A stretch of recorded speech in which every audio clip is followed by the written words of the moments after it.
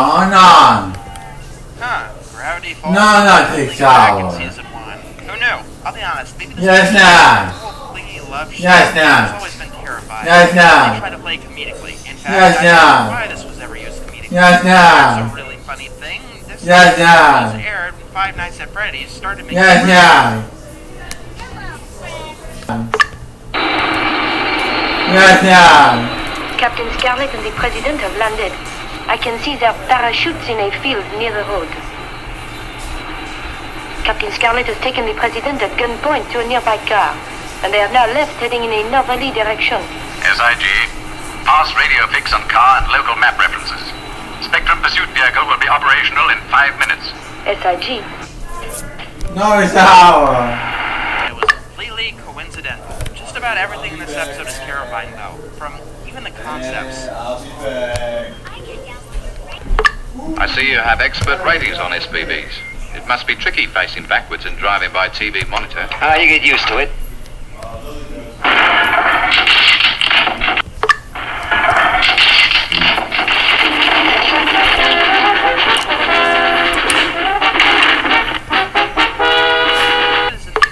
I mean, beyond the multi-faced stuff of the animatronics, everything about Tiffany is unsettling. Mostly from the way she talks, and how quickly she flips emotions. She talks about leading someone and trying to take control of someone's life as if it's the most darling thing in the world. She doesn't require any power to function, and there's no way to escape from her, except by destroying her disc, which may or may not have worked. It's amazing how she can go from cute to terrifying in a split second. And to tell you from experience, there are people like this in the world, and you'll never really know what they're like until it's far too late.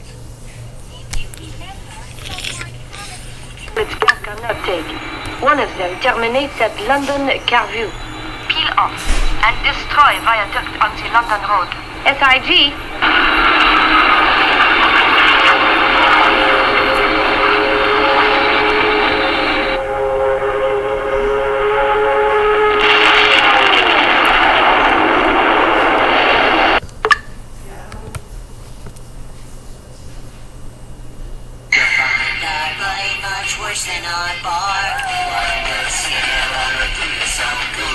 Have you guys ever noticed that the Powerpuff Girls was kinda screwed up sometimes? I mean, they challenge courage for how much horror that they can put into a single episode. And sometimes, they even go beyond. The thought of your loved ones turning against you is terrifying, as are many of the scenarios that this show took us through. The most screwed up episode, though, has to be Knock It Off. In this episode, the professor's old roommate, Dick Hardley, tries to take the professor's success by making his own Powerpuff Girls and selling them around the world to make a quick buck. Many of these Powerpuff Girls are faulty, even to the point of certain limbs falling off. They look goofy at first, but as the episode goes on, they look more and more deformed.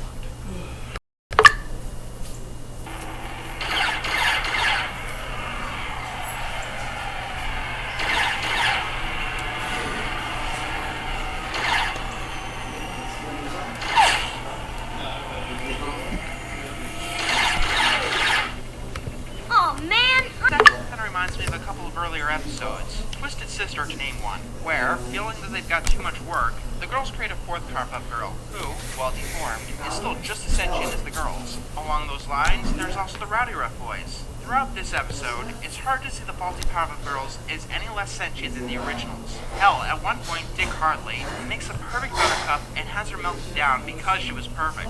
And towards the end, we see how harmful that process really was. Not to mention the infamous little part where all the faulty Powerpuff Girls turn on Dick. Yeah, we're going in! Cheng, you have the most important job. You need to stay here and look after Lena. On the daily grind, a tight adaptation on my mind to help unwind is so inclined. I have a small suggestion. Ah, SpongeBob. Even without suspending my rule for not including an episode that I already reviewed, there would be at least a dozen episodes I could have gone with. I could have picked Spongehenge with its haunting melodies. I could have picked To Love a Patty with its strange infatuation, and how it seems to be similar to Squid Baby and having one of the writers let out their fetish. Then there's Gone, which was clearly inspired by a Twilight Zone episode, and that's not even counting episodes that are creepy in a good way, like Ghoul Fools or Shanghai. But I said it once before and I'll say it again. The creepiest episode of this show to me is Boating Buddies. Why is that?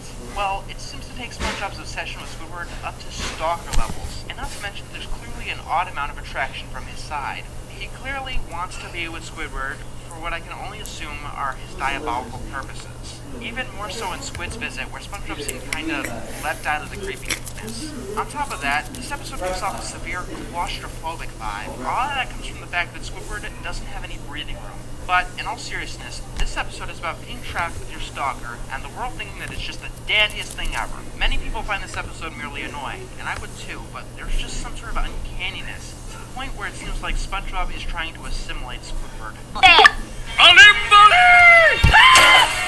Can we discuss this? We're both reasonable people.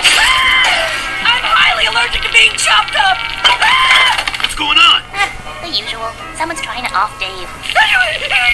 I'll put a stop to that. Clem Rush!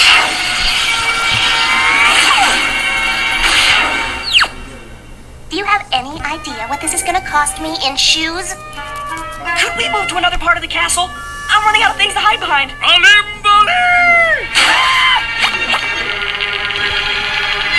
Guarantee my leadership, prepare for question. What will you share in this night? That would be my only question.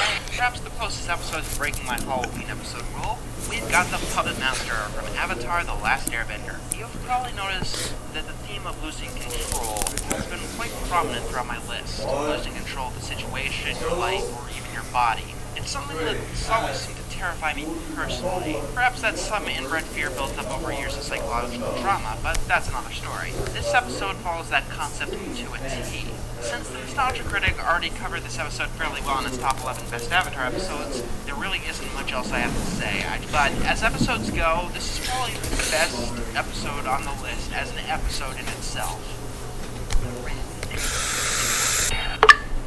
Tinky Winky! Dipsy! Yala!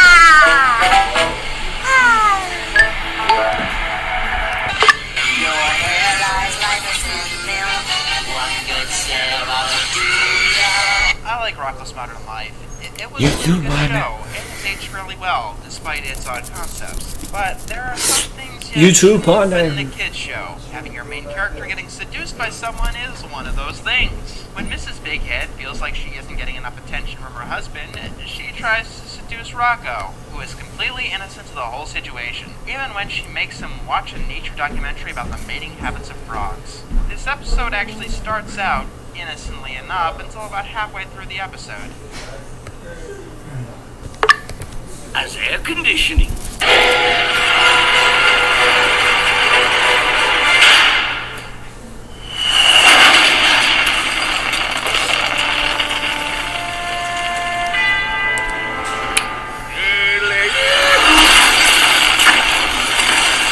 Yet thanks to my trusty safety sphere, I survived with only trivial brain damage. In the Then Rocko ends up ripping off the dress. At least it's something to distract me from Leela. Yeah.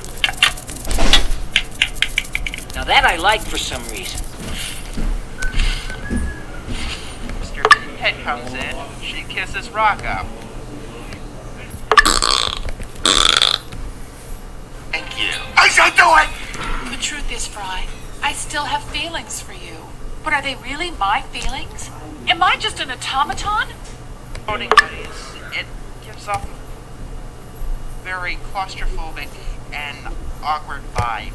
Mr. Bighead uses this as a wake-up call to do some freaky shit.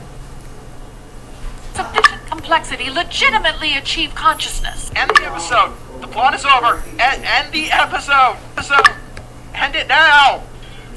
I agree. I need some time to figure this out. Until then, friends? Okay. Listen up, disco dummies! You just flunked out of Bender's College of Art and Knowledge! Woohoo! Boobity-doo, lift-it-I-do! Yeah, miss! Your hair lies like a milk. One good stare of